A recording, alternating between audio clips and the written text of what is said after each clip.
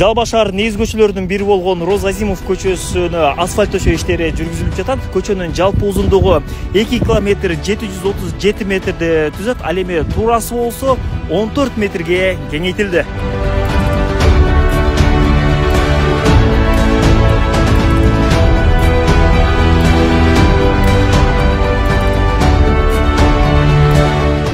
Мурунку жол Союз малынан калган жол эле 6 метр эле туурасы. Тротуар деген жок эле. Быйыл ал берилди, республикалык бюджеттен акча бөлүндү. 2 км 737 метр узуну. Туурасы, жолдун туурасы 14 метр болот дагы. Бир тарабына велодорожка 3,25 ширин эмес туурасы. Бир тарабы пешеходный тротуар 2,25. Түнкү освещениясы, жарыктандыруусу менен, знактары менен, жол чийиндери менен берилген.